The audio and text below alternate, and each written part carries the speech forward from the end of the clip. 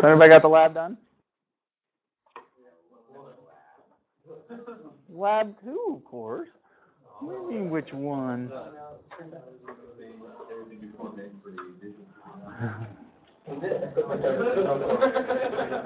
So anybody have any questions? What comes before main? You should already have figured that out for lab 1. If you didn't know what comes before main, you didn't finish lab 1.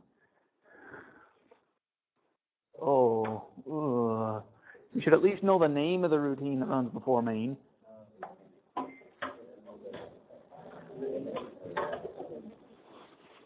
Does anybody know what the name of the routine is that runs before main?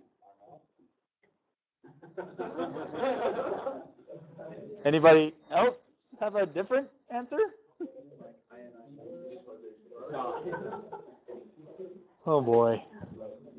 Did anybody look at the map file? .init is the name of a section. It's not the name of a routine. Start is the answer. So I have... Well, anyway, there's a reason why the entry point is called the entry point, which is what the program jumps to when it runs. If you understand the bootloader and what those first 8 bytes of the file that Bin2FLD tacks on, what are those two things doing? You've got a load address and you've got an entry point. What the bootloader does is it takes the entry point and it saves it in a function pointer variable.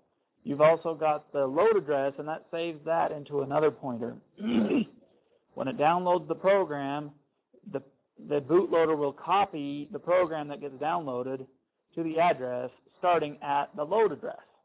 So you load the program at the load address, hence why we call it the load address. Okay?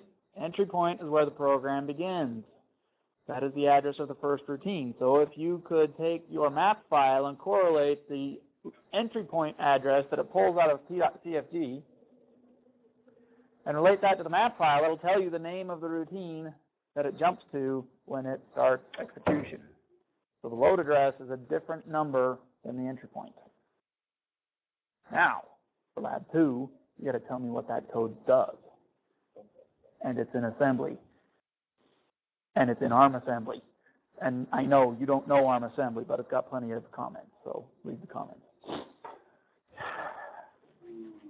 Okay. So I am going to skip the last chunk of notes that I was lecturing on last time, or at least I'm going to pause those, because you need to know about macros in order to do lab 2. And I'm going to give you tips and tricks and hints on lab 2 at the end of this set of notes. And then we'll go back to finishing the introduction to the C programming languages next, maybe the end of class today. Okay. Before we dive in, anybody got any good jokes? I mean, you're all just giving me this what's going on, Dr. Higgins? Look here, we need to break the ice. Mitch? You're at least funny looking.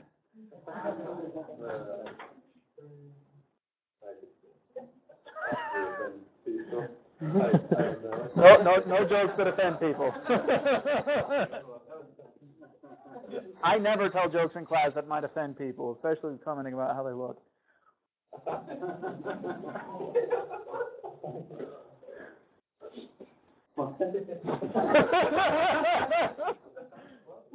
Okay, so those of you who understand that you're not missing much. Everybody's giving me blank stares again.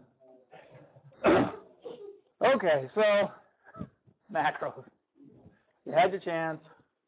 Here we go. C macros. What's a macro? It's a macro a function. Anybody know what a macro is? Pound define. So this pound define max len 3, is that a macro? How many of y'all have used pound defines before? Okay. How many of y'all know what they mean? How many of you all think you know what you mean, but not to the degree that you want to actually raise your hand and take responsibility for the knowledge that you have gained? That's much more like it. All right. Anyone still refusing to raise their hand when I ask for people to raise your hand? No one. All right. Well, we'll see. Okay. What is a macro? Slick, search, and replace. That's all that it is. Kind of think about it as the same thing that grep does, or just a regular text search and replace, but it's built into the programming language. Okay?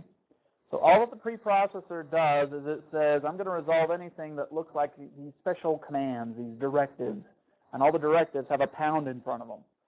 So what the preprocessor does is it's a tool that runs before the compiler, and it resolves all these directives, and all that these directives do is tell the preprocessor, I want you to swap this text with that text, or I want you to replace this symbol with that symbol, or I want you to omit this entire block of stuff from what you're passing next. But it's kind of like a source-to-source compilation. All that it does is it takes your input source file, that's a text file, massage it, and output another text file. That output file is what gets passed to the compiler. Okay? There are multiple preprocessor directives. You've got pound include, pound define, pound if, def, pound if, pound else, pound end, pound error. There's several other these directives that are all resolved by the preprocessor. By far, the most widely used one is pound define. Okay, the point of pound define is I'm going to define a set of characters or sequence of characters that I'm going to call a preprocessor symbol, and I'm going to associate something else with that symbol. And by saying pound define this, that, anytime the preprocessor sees the this sequence of characters in the file, it will replace it with the that. Okay, so wherever I see maxlen, I'm going to put a 3. This does not ever become a variable. Okay? Everywhere that there is maxlen in the program, I directly substitute the constant 3. So this isn't like implicitly declaring a variable and initializing the variable to 3 and then reading from the variable. There is no load instruction that gets emitted by the compiler whenever I'm referencing this maxlen 3. So this maxlen. It just directly puts in the 3 into the code. Okay. So for an example of how we'd use this is something like where you're doing a for loop for I equals 0, I less than maxlen, I plus plus. So what happens is when the preprocessor says this maxlen, it says, I know what that is, and it sticks a 3 right there. So all it is just text, search, and replace. Okay? Tony. Can you put a variable there instead of like a break? You can put whatever you want there, because this is just text, search, and replace. It doesn't care what this is. You could put pound define maxlen hallelujah, and it would go put hallelujah right there. I less than hallelujah, and everybody would be great at the preprocessor stage. Then the compiler would yell at you. Deservedly so. But you can put whatever you want, and the preprocessor doesn't care. Yeah, Garrett. How would you determine the status type when you, like you said, the compiler is going to be like character range there. Mm-hmm. Like if you put like a float or something like that, is it going to automatically determine that type to put in there? Or So, okay, is the compiler going to automatically determine the type? Okay, the preprocessor doesn't care what you do. All it'll do is search and replace. And all that the compiler then does is it sees the code after the macro has been expanded. So it'll just see what the compiler will see. It will never see the characters max_len. It'll just see I equals 0, I less than 3, I plus plus. So if you say pound define hallelujah there, if you haven't defined as an integer variable someplace before hallelujah, it'll say, I don't know what this is, undeclared variable. Or if you say 3.0, it'll put the 3.0 in there, and the preprocessor will be quite content But then you say I equals 0, I less than 3.0, and the compiler will say, are you sure you know what you're doing? Or are you guys more like people who are implementing Lab 1 and not quite know what you're doing? So, the preprocessor is about as ambivalent as students get when working on homework assignments that don't actually have a due date. So, it doesn't care as much as you don't care. It doesn't care at all. You can do whatever you want. C is a sports car with no safety belts, right? It'll let you do whatever you want to. So, specifically, one thing you can do, well, I'll tell you about that in a second. Why do you want to do this in the first place? You want to do this for maintenance, readability, and performance. Okay, maintenance. Why does this help in maintenance? What if I have 10 for loops and all of them are looping over this 3? If I have maxlen set to 3 and I use this symbol over here, what happens if I need to change that number to be 4? Do I want to change my source code in 10 places or 1? Obviously 1 is much easier. So it facilitates easier maintenance of your program by factoring out constants to be preprocessor symbols, and then you can alter them at compile time or before compile time by just tweaking one location in your code, and that automatically propagates to all the other places in your code where you're using that number. Okay? Readability. Why does this improve readability? For I equals 0, I less than maxlen, I plus plus. Well, maxlen provides some information about what that 3 actually means. It's a length. It's the maximum length of something. Okay? So you can help the person who's maintaining the code or somebody who didn't write the code, or perhaps you 6 months after you wrote the code, understand what in the world you were trying to do. Okay, so you're associating a name with the number. Okay, performance. Why does this help with performance?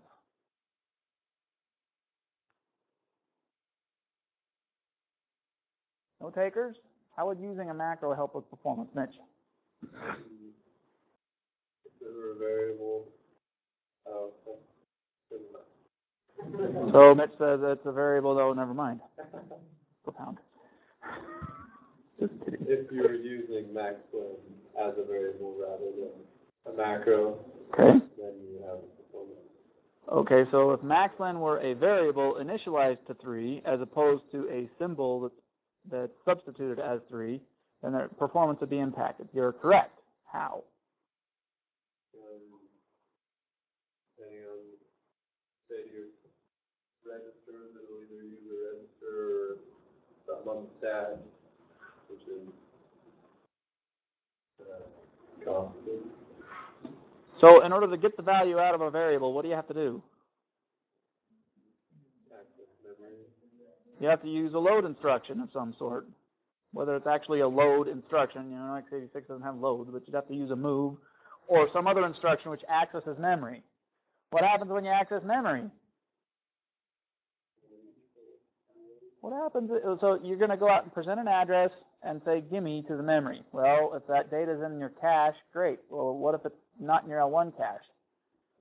You got to wait until you fetch it from the L2 cache. Well, what happens if it's not in the L2 cache? Go out to main. What happens if it's not in a page that's currently swapped into memory? You go to lunch. Because it's going to take, instead of nanoseconds, it will take milliseconds. Thousands to millions of times longer. So, by using a macro and putting the count-defined 3 in there, whenever you reference that 3 in some instruction, that'll cause the compiler to embed the 3 in the instruction itself, as opposed to using a separate variable to hold that variable's value. Okay? And because of the fact that you're embedding the value directly in the instruction, you omit the need to have a load instruction, which on occasion can cause you to have a page fault and can cause you to slow down significantly. Okay? That happens very rarely. But if nothing else, you're avoiding the load of a variable. And avoiding the load is a good thing. So fewer instructions is always good. So it can help performance. Are there downsides? Yep. But we'll talk about those momentarily. Okay. So this is just an explanation of what I talked about with maintenance. If you use maxlen in multiple locations and you want to change it, having a pound define really helps. I less than 3 doesn't say what the 3 means. And then here the alternative is using a variable, and int maxlen equals 3. And then for I less than maxlen as a variable, that results in a load instruction.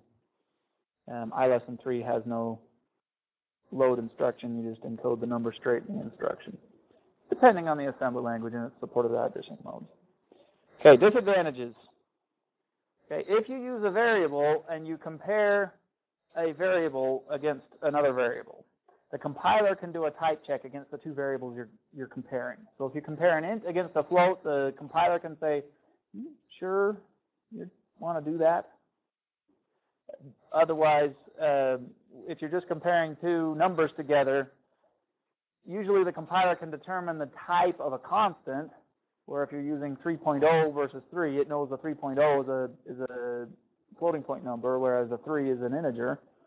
However, in general, there's no type checking facilities on symbols, so the preprocessor doesn't care about symbol definitions. It doesn't have a data type. It doesn't check a data type. So there is no support for keeping you from shooting yourself in the foot. That's what the type checker is there for, is to help you keep yourself from shooting yourself in the foot. So the preprocessor just does text substitution. Now, if you introduce an error based on your text substitution, you haven't introduced 1 error, you've introduced n errors, where n is the number of times you've instantiated your macro. And your compiler will yell about every single one of them. And that may or may not be annoying. But anyway, so your compiler-generated errors can be hard to understand. Why? Well, because sometimes you're not just substituting the value 3. Sometimes you're substituting a complex expression. Maybe you're substituting the instantiation of another macro. Or you can have a macro that invokes a macro that invokes a macro that invokes a macro.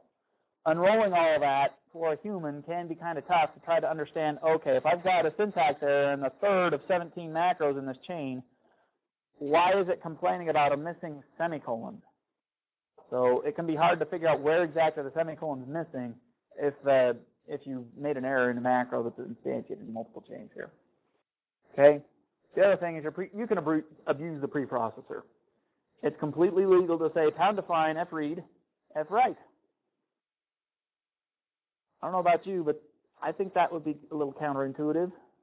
If you took your bin to FLD and you said pound define, f read, f write, that would just be 1 line of code. Everything else in your program would look exactly the same, and all of a sudden your program would not be working. And you debug the thing and debug the thing, and you'd say, I can't not figure out why this is not working. Every time I try to read from my file, I end up corrupting it because I'm writing to it instead of reading from it. Don't abuse your preprocessor. Be nice to it. Okay.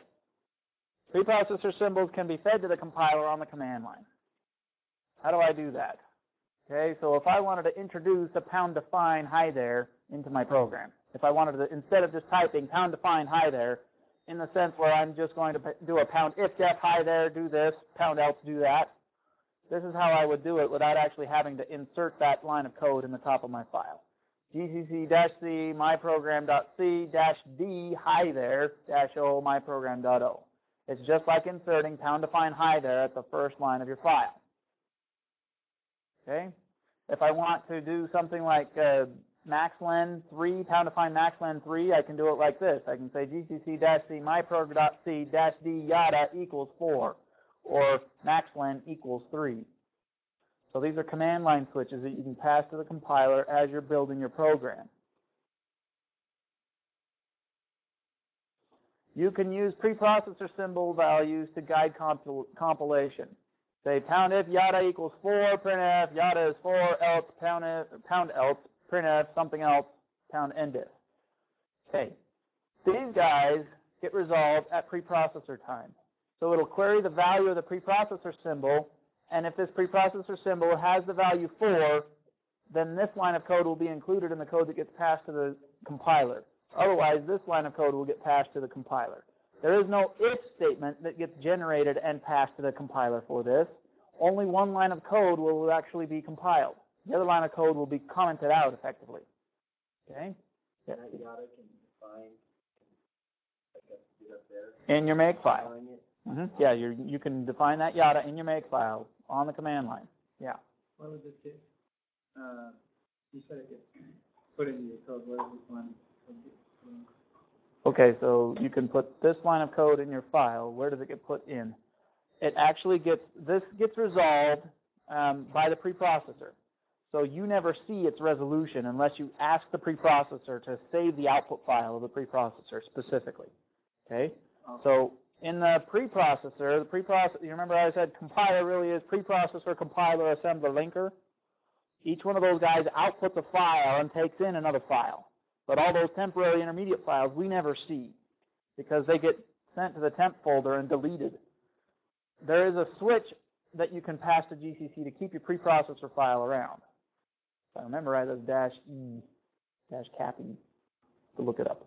But anyway, where that gets resolved is in that intermediate file that contains the result of preprocessing that then gets passed to the compiler. What I'm thinking is, I usually put a pound define or a pound if or whatever. Mm-hmm. At the beginning of the file. Of your header files. You get that pound if def something, pound if def FIFO-H, pound. Should we put like somewhere in the middle of the file? You can put those wherever you want in the file. So it doesn't matter. They don't, all the preprocessor directives don't have to be at the beginning of the file, although that's typically where we do put them. It used to be the case that your pound directives would have to be exactly starting on the first column of the file.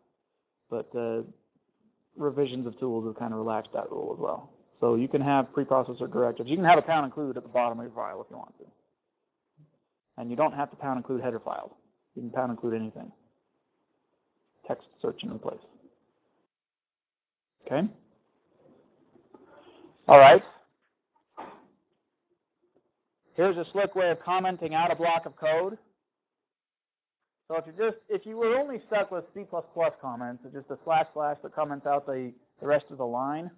Sometimes that gets a little tedious if you want to block out a bunch of lines of code. Well, you can use C-style comments by putting a / star at the top of it and a * at the bottom of it. That'll comment out a block of code. But you can also use the preprocessor. When you comment out a line of code with the actual C-style or C++ style comment, that tells the compiler, please ignore this line of code. With a preprocessor, you can cause a block of code to not even be visible to the compiler. You don't even allow it to see the code in order to choose to ignore it. With pound if 0, then a bunch of code, pound else, a bunch of other code, pound end if. This construct can be used to say, I want you to omit whatever between the pound if 0 and the pound else, and I want you to include whatever's between the pound else and the pound end if. Why would I do that? Why not just delete it in the first place? Well, what if you have two different implementations of something, and sometimes you want to use one, sometimes you want to use the other in case you're testing two different algorithms. So I can put in the first one in this block, the second one in that block. And I can really easily toggle between them just by changing the 0 to a non-zero value. So if I change the 0 to a 1, then all of a sudden I now pass the code that's between the if and the else, and I omit the code between the else and the end if. Okay? All right. Now let's transition to talking about real macros. So a macro, in the traditional sense, when you're talking to a C programmer, what they think about is a function that gets inlined that isn't really a function, but it's a function that's applied at the time of the preprocessor. So right here, this is what we define as a macro. We're going to call it swap. It has 3 parameters, A, B, and temp. So what this does, we say do, brace here, temp equals A equals B equals temp, close brace while 0. So what that does is it says, I'm going to invoke the following statements.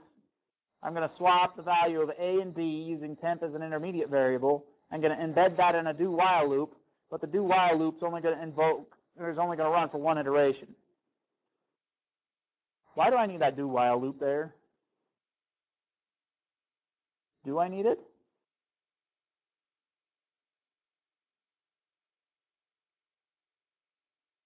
Tony? Putting it there makes it easy to change it. To change how often it is. So if I had that there and I wanted that to be an iterative set of statements, it'd be pretty easy to make it to be iterative, yeah? Okay. But as the code stands, if I only intend to do this once, do I need to do while? Seems kind of silly that it's there, right? Unless you don't know what do while means. What if this were a while loop instead of a do while loop? If I said while 0, bracket, temp equals A, so forth. It would be very great code that runs really efficiently. Takes 0 cycles to run. Wouldn't do anything. Okay, why do I put that in a do while loop? Well, that's important, and we'll talk about that in a second. Please note this thing in highlighted over here. These are all backslashes. Those are necessary. Why are they necessary? Because whenever you define a macro, the macro definition has to be contained on a single line. Okay? So the way that you can define a multi-line macro is by using the backslash to quote the carriage return. So what you have to be thinking about here is, what does the compiler see or the preprocessor see when it's compiling this program? It's seeing a bunch of spaces or maybe a tab, and then it'll see a carriage return character, carriage return line feed, depending on if it's Unix style or DOS style. Okay, if you have a backslash right before the carriage return line feed pair, what that does is it tells the preprocessor, by the way, ignore the next character. Ignore this carriage return line feed. And so what that'll do is it'll look to you, Mr. Human, like there's a carriage return here, but the compiler will ignore the carriage return, and it'll make it so all those guys end up being living on the same line. So the preprocessor sees that guy all on the same line. Note this last line has no backslash. Okay. This is a macro. It acts kind of like a function, but it's resolved at preprocess time. So whenever you use this swap AB temp, what the preprocessor will do is it will take these operations and substitute them where you've instantiated the macro. Okay, a couple of notes. We'll talk about invocation in a second. Number 1, put your parameter uses when you're defining a macro in parentheses. You don't know what you're going to get passed when you're passed a macro. There's no guarantee that you're getting passed a variable, so you could be passed an expression. And because if you're passed an expression, that expression doesn't get resolved to a value before it gets evaluated. That expression gets substituted as text into the definition of your macro. So you put things in parentheses to force the evaluation of expressions. Okay. Enclosing your macro in a do-while loop is a good thing. Why? Well, first off, that's not going to do anything. The compiler, when it compiles the do-while 0, is going to remove the iterative structure. But what it does is it defines a scope and a block for the containment of the operations that your macro expands to. So it doesn't do any harm. It doesn't impact your performance. But what it does do is it gives you a block for the purpose of scoping. You could theoretically declare a variable inside there and get away with it if you've defined that local block. You also are required now to have a semicolon at the end of your macro invocation. So it makes it look more like a function call. Without the do-while loop, you don't have to have a semicolon. But the compiler will yell at you if you don't have a semicolon now. So what you're doing is you're trying to force your code to be more readable. Okay. All macros must be contained on a single line. Talked about that. Invoking the macro. Let's suppose I define a variable int a equals 10, or a equals 0, b equals 10, temp equals 20. Now I say swap a, b, temp. So what this does is it says I'm going to swap the variable 10, or I'm going to swap a, b, temp. That expands to this over here that we had defined above. A, b, and temp all get swapped. Let's suppose I just inlined the values, 10, 20, and 30. What would happen if I did this? That expands to the following set of operations. 30 equals 10, 2 equals 3, 3 equals 2. Now your preprocessor will do this, and it'll say, this is just fine, happy to let you. And then your compiler will say, 30 is not an L value. And you'll go, what? What do you mean 30 is not an L value? I'm trying to swap these numbers. So you've got to think about, when you're thinking about macros, what is the preprocessor doing here? So this just expands to the set of statements that you've defined in your pound define. And so when they expand like here, what does that impact? What will the compiler see? So you can't use values directly when you're doing that swap macro. You have to use variables. So if I'm using variables, that'll work just fine because it'll say temp equals A, B equals temp and A equals temp. A equals B. Anyway, whatever the definition was up here. Okay, temp equals A equals B equals temp. You don't have to have the names of the variables be A, B, and temp here. You can have them be whatever other variables you want to. So the macro doesn't look inside the parentheses because they swap parentheses. So the macro doesn't look inside the parentheses. All it says is, I've got this thing that was passed to me as my first argument. Wherever I've seen the variable A inside the macro definition, I'm going to take what I'm passed as my first argument and plunk it down there. And then it's up to the compiler to resolve it if it's an expression or a variable B. The compiler will figure out what to do with it. Okay. You can have a macro that does the following. You can use macros to define an integer. So you can say decal int n semicolon. So anytime you wanted to define an integer or declare an integer variable, you could just use this macro. And you could pass the variable name for the parameter, and it would declare an integer variable. Now, this right here should, ordinarily when I present this macro lecture, it's like half a week into when you've done the lab for lab 2, the printf lab. And whenever I start showing this, everybody's eyes get this big because they've seen obnoxious macro code in the lab and they don't know what it does. So please make note of this. This will help you. Okay? So how to define proto, ret, and params. Let's suppose that I wanted to define a macro which will expand to C code if I want to define a function prototype. Okay?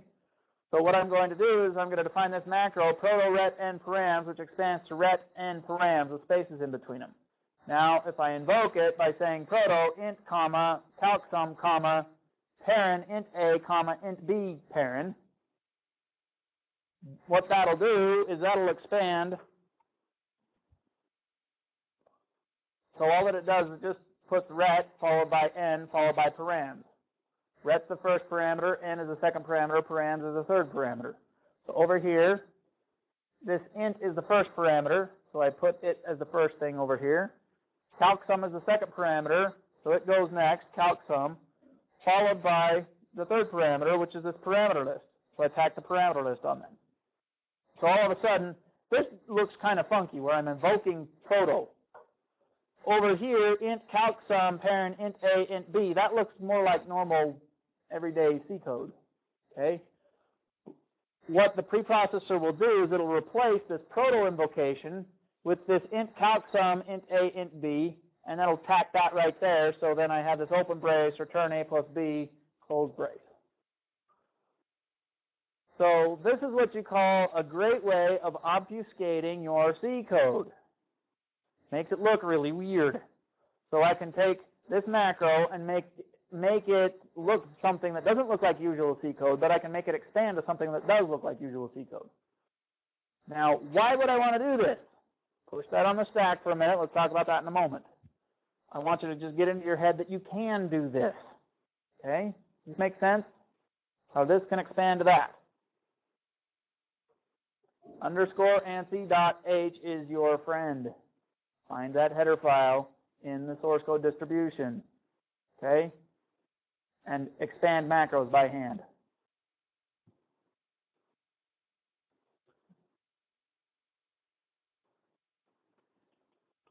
Okay.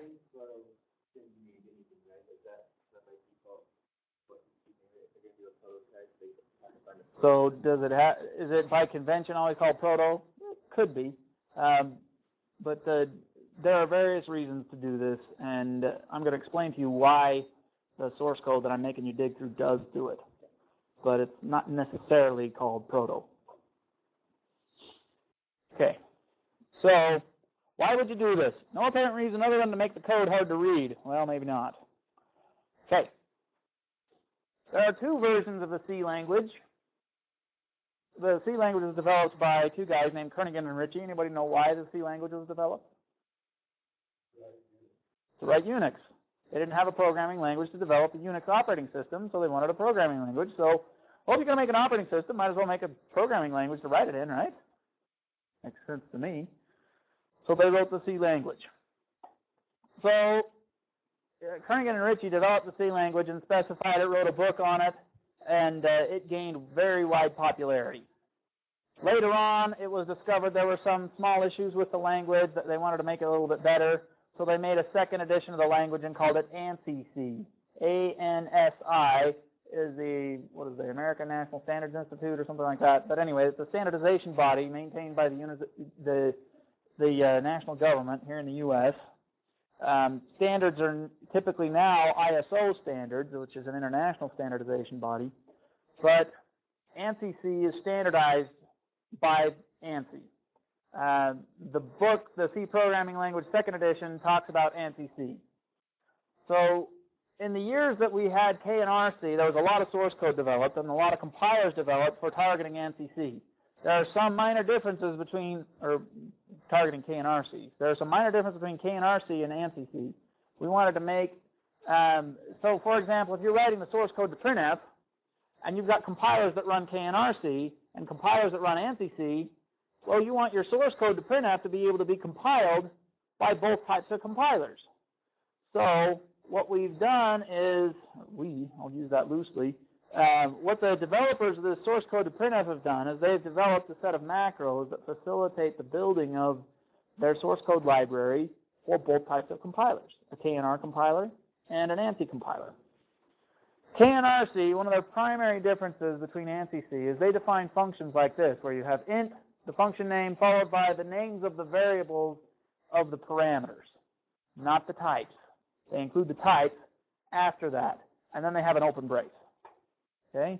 So you have int a, comma, char b, comma, int c. This says what are the data types of the variables. This just says what are the names of the variables and how many are there. Okay, so if you have an ANSI compiler, it'll look at this and say, I don't know what you're talking about. If you have a KNRC compiler and you give it an ANSI header or an ANSI C prototype, it'll say, I don't know what you're talking about.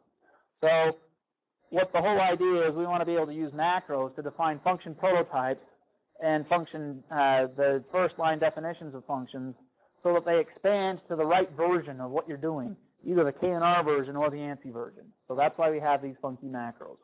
Okay. All right.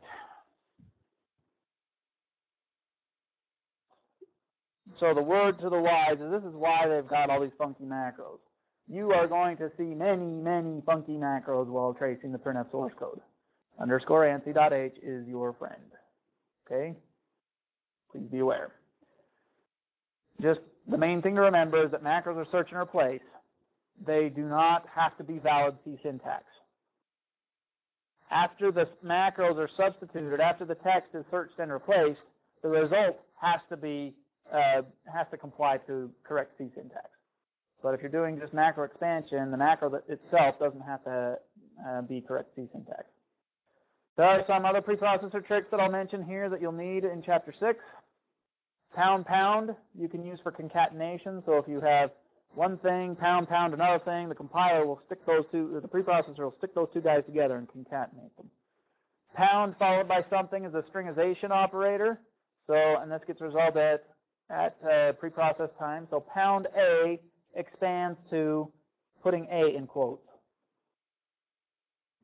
Two important little tidbits of information that you may not need for the printf lab, but you will need later. Okay, so lab 2. What you have to do for lab 2 is trace the source code of the C runtime library and tell me two things. How does printf work? And what calls main? What is the code that calls main? What does that code do? Okay? So, there are a few things that you can assume when tracing this library. There are several pound defines and several pound if-defs and pound else-ifs and all of that. There are some symbols which I'm going to tell you are defined, and some symbols that I'm going to tell you are not defined. Okay? The symbol which is defined is _have standard C. So this is saying, what this symbol does is it tells the runtime library when it gets compiled, this is a standard C or ANSI-C compliant compiler, not a KNR-C compiler. Okay, so this symbol is defined. These symbols are not defined. _reint only, ARM RDP monitor, ARM RDI monitor, __thumb __, and __siglin __. So those symbols are not defined. You may encounter them, you may not. You should encounter this one on the first source code, on the first source file for printf. Okay, also assume that printf is line buffered. I know you don't know what that means. You should after you dig through the source code. Okay? Here's another gotcha that has failed many students on their way to understanding what printf does. The following code, parent, star, FP, arrow, underscore right, close parent, open parent, something other, close parent. This is not a call to the function underscore right. Okay? What this means is that there is, number one, a data structure that has a field in it called underscore right. There is a pointer to a data structure called FP. FP arrow underscore right accesses that field. Putting the star followed by parenthesis, parenthesis, and another parenthesis, and another parenthesis, what that implies is the underscore right field of the data structure pointed to by FP is a pointer to a function. The data type of this guy is pointer to a function. What this syntax is here is that this is invoking the function that that function pointer points to.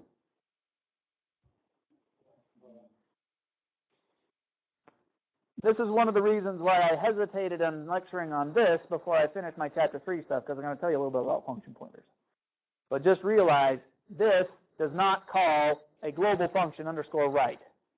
This invokes a function pointed to by the function pointer underscore right contained in the data structure pointed to by FP. You got to figure out where that sucker points. Okay. Now, what am I looking for on a submission for Lab 2? You need to build a call graph. This doesn't have to be actual graphical graph, but you need to know what function calls what, and what does that function call, all the way down until you get to the code that sends data out the serial port. Okay? Data gets to the screen. How does it get to the screen? You need to trace the code all the way down to the point where the printf code outputs to the serial port. Yeah, Garrett.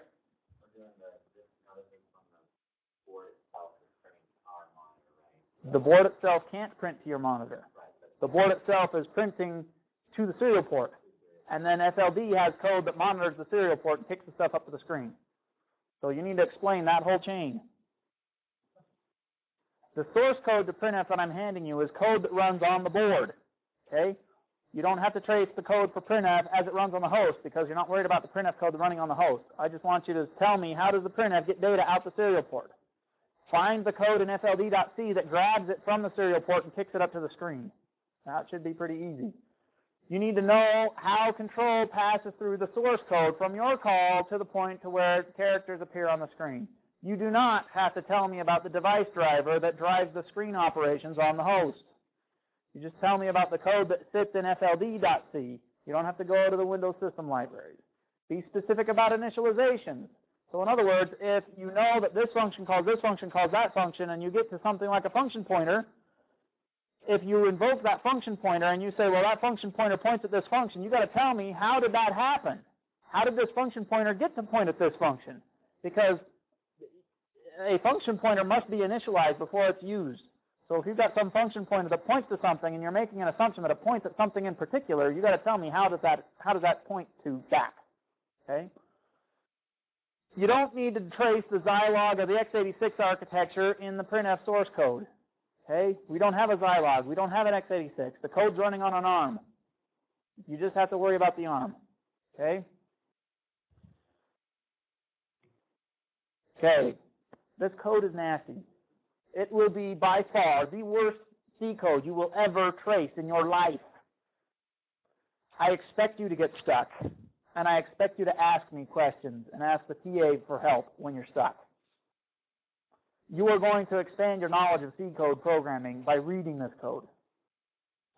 Okay, you need to submit a brief 1 to 2 sentence description of what each function in your traced call chain does. You need to convince me that you know what's going on. No mushy, what kind of goes over there? There are some people who find the code that sends the data out to serial port and find the code to start printf, but they don't know how to connect the two. If you don't know and you have to submit, tell me what you don't know, but tell me what you do know. Don't try to flub over some things because I'll catch you. Okay. And specifically, when function pointers are in your call chain, trace how those pointers get initialized and when. Okay. There is no formal programming requirement for Lab 2. So I'm giving you a break. However, you do have to kind of benchmark and see how long printf takes to run, so you might run a little bit of code. And in order to benchmark how long printf takes to run, you got to be able to tell time on a computer. And I give you a few function calls that you can look up for accessing a high-resolution timer on the x86 on a Windows machine. So you might want to read the write-up and make use of those. Okay, questions about this, about Lab 2?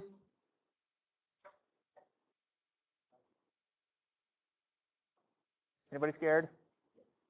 Good. Okay. No, you can work in pairs. Again, the first year I've let people work in pairs on the printf lab. I'm getting soft. All right. So now what we're going to do is pop the clutch and go back to talking about how to program in C and get back to where we're going, finish off the class with that. Then we'll blast through the rest of this next week. Okay. So, in review, what's a variable? Ugh.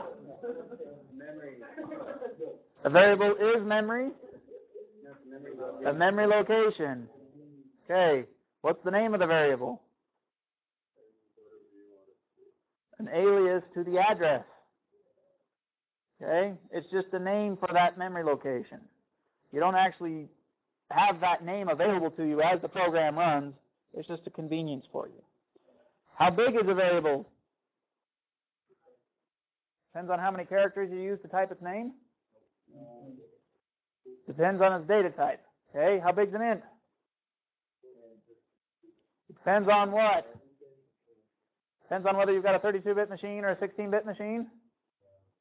No. What does it depend on then? Depends on the word size of what? So that's how many characters in the name of the variable? How big's that word? How big's your data path of your processor? How many bits does your processor use to do math? Generally. So it also depends on your compiler and your operating system. What does memory hold? Bits. Does it hold a float? Yeah. But it doesn't care that it's a float. Okay, so if memory holds 110101111, what does that mean? It depends. Depends on what? What the name of the variable is? How you interpret it. Okay. What are different ways that I can interpret that number? So I can interpret it as an integer. I can interpret it as a float. Anything else? Unsigned, assigned, or unsigned. What else? Any data type? Can I interpret it as an instruction? Okay, so we've done a whole lot of encoding and we've done compressing and decompressing bin files. Okay, think about that bin file from Lab 1. That bin file is a snapshot of the program as it resides where? In memory. Where are the instructions of your program when the program executes? Memory holds what? Ones and zeros. So your program is a bunch of ones and zeros. Memory doesn't care if it's holding a data or instructions. What's the difference between code and data? Nothing. No difference between code and data. How you interpret it, what you do with it. That's the difference. Okay? So 1101011 could be data, could be code, could be anything. It's bits. Memory doesn't care. You can jump to that address. You can jump to, if you jump to the address of the memory location holding that number, then you would interpret that number as if it were an instruction. Hopefully it's a valid instruction. If you use a load instruction that fetches an integer from a memory location, it will fetch 4 bytes from that location under the assumption that your word size is a 32-bit word. Then your ALU operation, if you send that to do a signed add, it'll interpret the contents of that memory location as if it were a signed integer. So you can interpret that as signed integers, unsigned integers, and so forth. So those bits can mean different things in different situations on the same machine. What about a char? What's a char? A 1-byte integer. Okay, so now let's consider the following. Char A equals 3, char B equals 17. These are 1-byte integers. So char C equals A plus B divided by 10. Then we say printf C colon %C backslash n, and we pass it C. What's this going to print out? Print out B? What is B?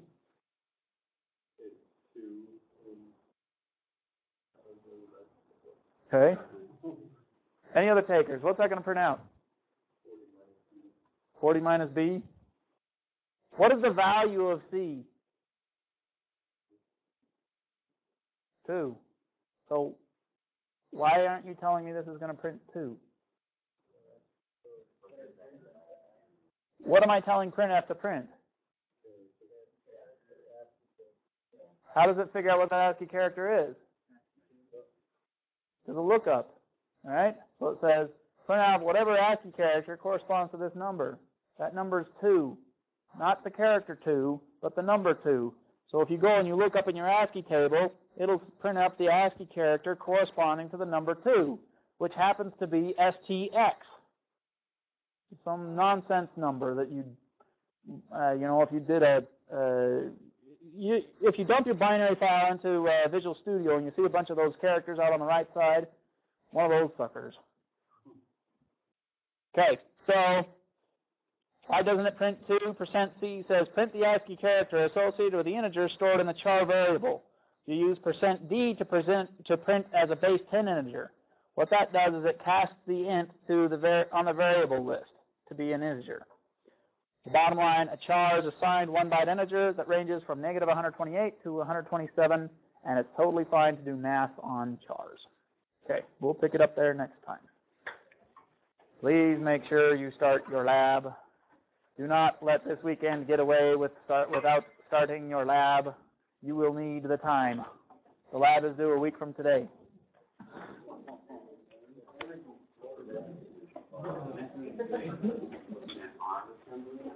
Yeah, but well commented. All the comments will tell you what you need. And if you really want to understand what the ARM assembly is doing, there's documents on the Blackboard that you can get for a reference guide on the ARM assembly. Then x86. So ARM assembly it's a load store architecture, so you can't do memory operations in a math instruction. Anything that's going to be loading, you'll have an LD for load and an ST or an ST for storing. But once you just get a flavor for what the mnemonics are doing, and you make sure you understand the order in which the arguments are being passed, then it's pretty similar. It's pretty easy to understand. Captain Lake.